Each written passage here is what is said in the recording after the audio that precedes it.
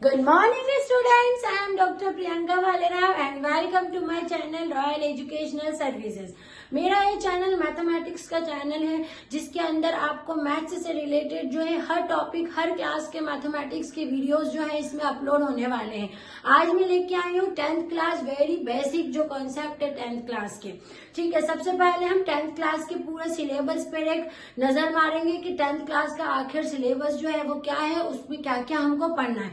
इसके बाद में हम 10th क्लास के सारे टॉपिक वाइज जो वीडियोस हैं इसमें अपलोड होने वाले हैं। तो देखते हैं, जैसे कि हमारा 10th क्लास के सिलेबस में हमारा जो फर्स्ट चैप्टर है वो है रियल नंबर का। चैप्टर फर्स्ट जो है हमारा रियल नंबर्स है।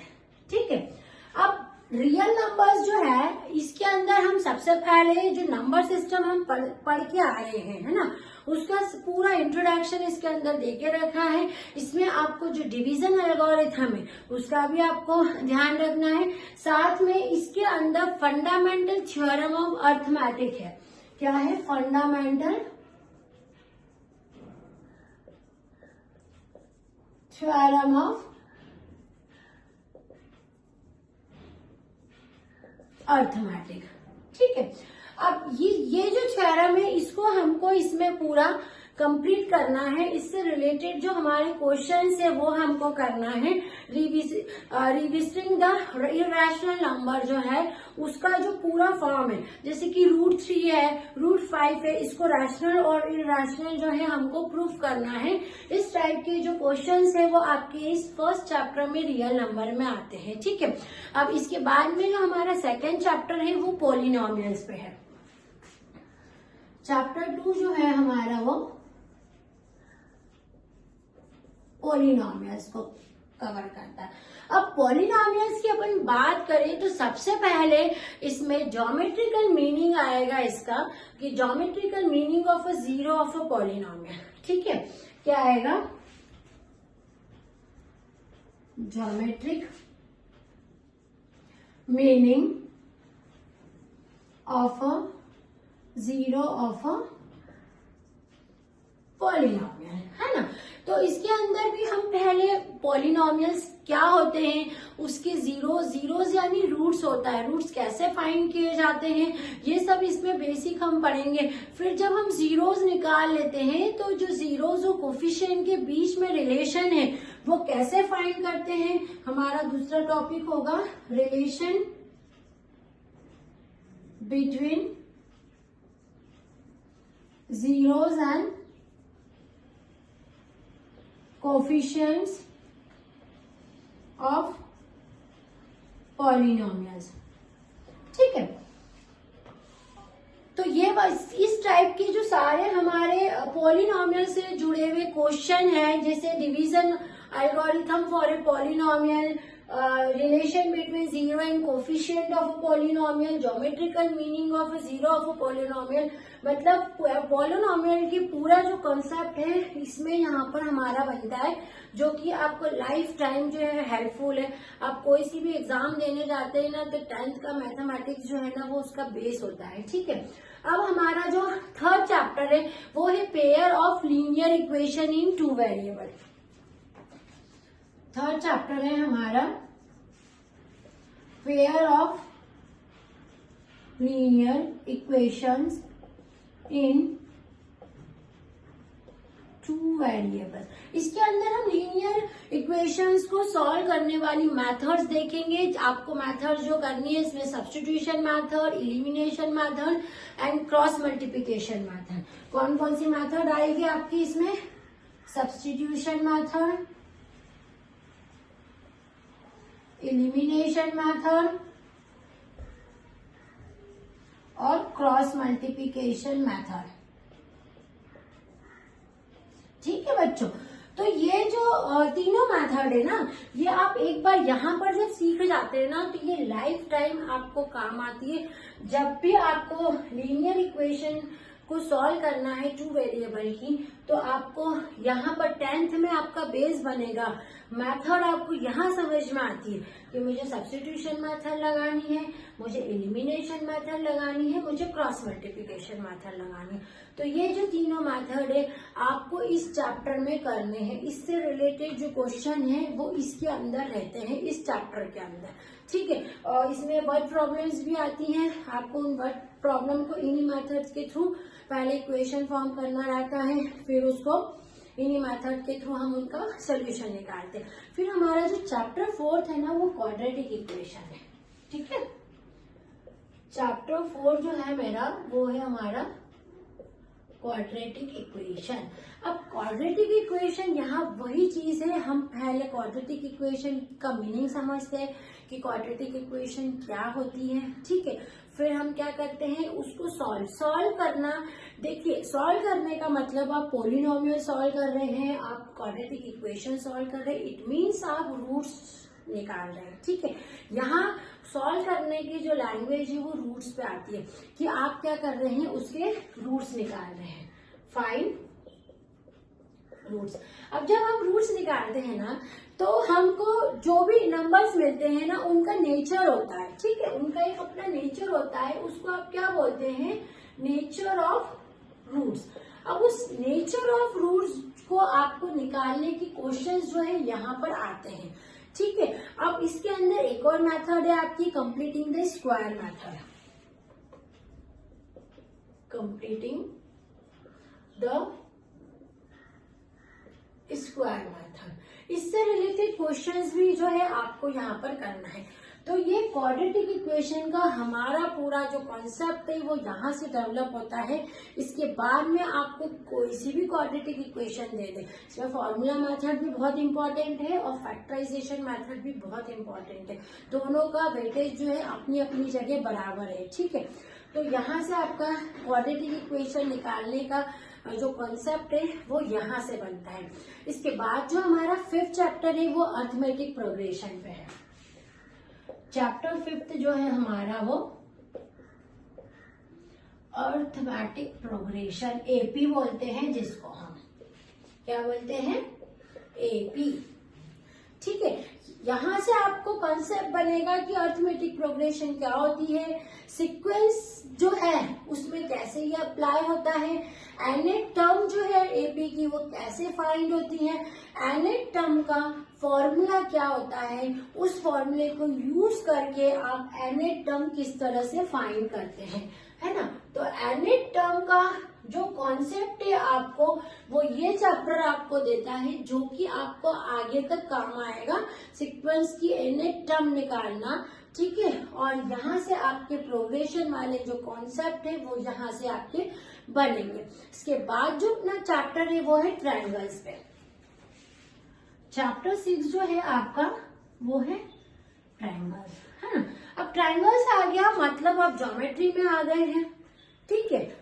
मैथ्स के आपने अर्थमेटिक वाले पार्ट को कवर करके अब आप ज्योमेट्रिकल वाले हिस्से पे आ रहे हैं। यहाँ आपको थेल्स थ्योरम, थेल्स रूल्स जो है वो लगाना देखना है, और जो सिमिलर आपको ट्रायंगल है उसका क्राइटेरिया क्या है, ठीक है, क्या कंडीशंस है दो ट्रायंगल के सिमिलर होने की, वो चीजें आप यहाँ पर पढ़ेंगे।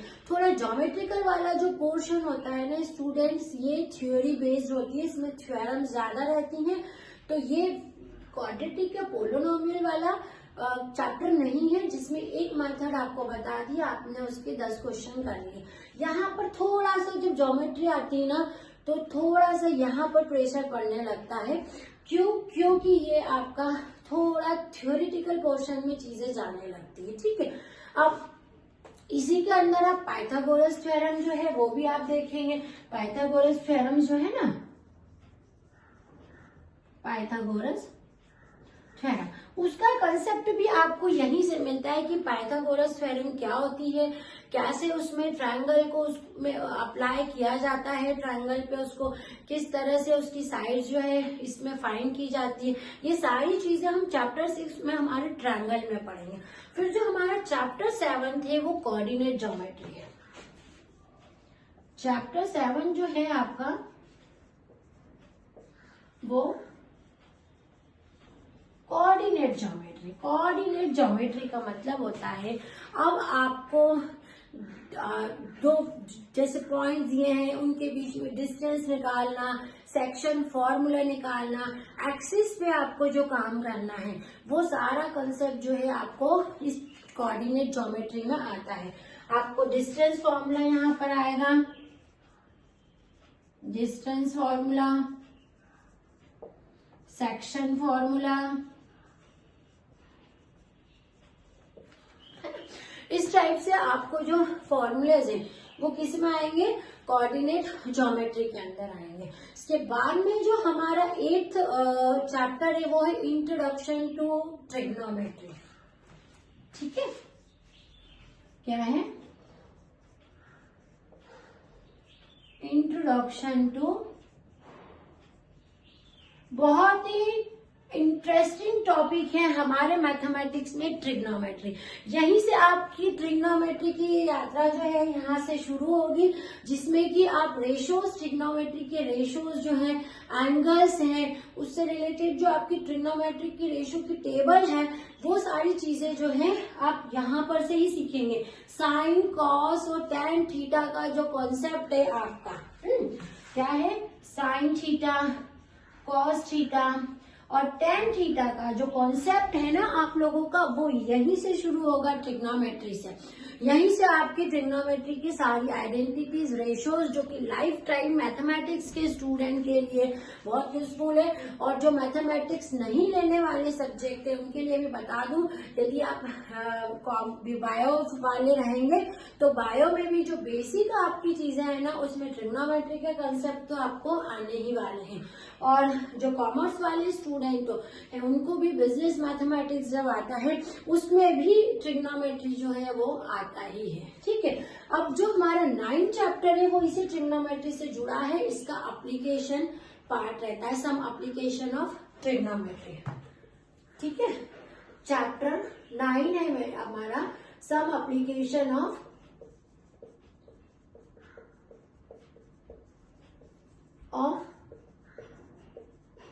एप्लीकेशन पार्ट आता है। एप्लीकेशन पार्ट आता है तो इसमें आपको हाइट एंड डिस्टेंस के जो कॉन्सेप्ट है वो क्लियर होंगे। हाइट और डिस्टेंस के जो वर्ड प्रॉब्लम है ना, हाइट एंड डिस्टेंस के, वो यहाँ से आप सीखेंगे कि किस तरह ट्रिग्नोमेट्री का जो पार्ट है वो word problem height and distance को भी आपका कवर करता है। अब जो आपका 10th चैप्टर है वो है सर्कल्स का। यहाँ आप टेंजेंट निकालना सीखेंगे कि किसी सर्कल की टेंजेंट कैसे फाइंड की जाती है। ठीक है, टेंजेंट ऑफ अ सर्कल, पूरा जो रेडियस, डायमीटर, सर्कल से रिलेटेड सारी जो थ्योरम्स है ना आपकी, जो भी आपके सर्कल से रिलेटेड पॉइंट्स हैं, वो सारी चीजें जो यहाँ पर आएगी। अगेन ये फिर एक थ्योरेटिकल वाला पोर्शन है, यहाँ पर एक ट्रिग्नोमेट्री ही ऐसा है जो आपका मैथमेटिकल पोर्शन है। बाकी जो आपका ये ट्राइंगल है, सर्कल है, ये तो टोटल ज्योमेट्री वाले थ्योरेटिकल पोर्शन को कवर करते हैं ये। ठीक है, अब जो हमारा 11th चैप्टर है इसमें वो कंस्ट्रक्शन है। ठीक है, चैप्टर 11 जो है वो कंस्ट्रक्शन, जो कि आप 8th, 9th, 10th में भी पढ़ चुके हैं कि कैसे आपको, जैसे ट्रायंगल का कंस्ट्रक्शन है, सर्कल में आपको टेंजेंट का कंस्ट्रक्शन है, वो जो कंस्ट्रक्शन आप पढ़ चुके हैं ना 8th और 9th में, उसी को थोड़ा सा एडवांस फॉर्म यहाँ पर आएगा। ये आपका 11th चैप्टर है। इसके बाद जो आपका 12th चैप्टर है वो एरिया रिलेटेड टू सर्कल है ना, एरिया रिलेटेड टू सर्कल। इसमें पेरीमीटर और एरिया के क्वेश्चंस आते हैं और आपको area of a sector of a segments of a circle, मतलब जो एरिया और पेरीमीटर आपको फाइंड करना है ना, उसके फॉर्मूले रहेंगे और उससे रिलेटेड जो है यहाँ पर आपके क्वेश्चंस रहेंगे। ठीक है, अब आपका आते हैं चैप्टर 3 पे। जो चैप्टर 3 है ना वो सरफेस एरिया एंड वॉल्यूम है। Surface area and volume. यहाँ पर आपको सरफेस जैसे सॉलिड है, सॉलिड का सरफेस एरिया का फॉर्मूला है, वो आपको निकालना है। वॉल्यूम है जो आपको वो निकालना है। तो सरफेस और वॉल्यूम से रिलेटेड जो क्वेश्चंस है ना, वो चैप्टर नंबर 13 में आएंगे। ये भी चैप्टर बहुत यूजफुल है क्योंकि हायर क्लासेस में आपको जब इंटीग्रेशन और डिफरेंशिएशन से ये चीजें जुड़ जाती हैं। ठीक है, तो आपको यहाँ पर जो आपका 13 चैप्टर है ना, इसके अंदर सरफेस एरिया एंड वॉल्यूम के क्वेश्चंस जो है वो पूछे जाते हैं। अब आपका जो चैप्टर 14 है वो है हमारी स्टैटिस्टिक। अब स्टैटिस्टिक आ गई है, मतलब मीन, मीडियन और मोड आना है। ठीक है, तो यहाँ आप अरिथमेटिक मीन, मीडियन और मोड के फॉर्मूलेस देखेंगे, उनको किस तरह से सॉल्व किए जाते हैं, उनके क्वेश्चंस, वो चीजें आपको यहाँ बताई जाती है। मतलब एक तो मीन है आपका, मीडियन है एंड मोड। इनके बेसिक कॉन्सेप्ट जो है ना, यहीं से आपके स्टार्ट होते हैं। इनके फॉर्मूलेज हैं, फॉर्मूला बेस्ड है क्वेश्चन ये वापस से। तो यहाँ पर आपको ये चीजें देखनी है। अब हमारा जो चैप्टर 15 है वो प्रोबेबिलिटी पे है। ठीक है, चैप्टर 15 जो है हमारा प्रोबेबिलिटी। प्रोबेबिलिटी यानी मे और मे नॉट। ठीक है, जो अंदाजे पे चली है, जिसमें डाइज और कॉइन्स का यूज होता है कि इतने डाइज है, इतने 6 अंक आए हैं, या ब्लैक बॉल है या काली बॉल है। इस टाइप से आपको प्रोबेबिलिटी में क्वेश्चंस आते हैं। फाइंड करना कि प्रोबेबिलिटी फाइंड कीजिए, जो कि अगेन बहुत इंटरेस्टिंग है हमारे मैथमेटिक्स में। ओवरऑल अगर 10th के सिलेबस पे मैं बात करूँ ना, तो यहीं से आप देख रहे हैं नंबर भी कवर है, पॉलिनोमियल कवर है, आपकी equations, quadratic, arithmetic, triangle, coordinate, geometry, trigonometry, statistic, probability, पूरे गणित को एक ही सिलेबस में डाल के ये 10th का हमारा सिलेबस बना है।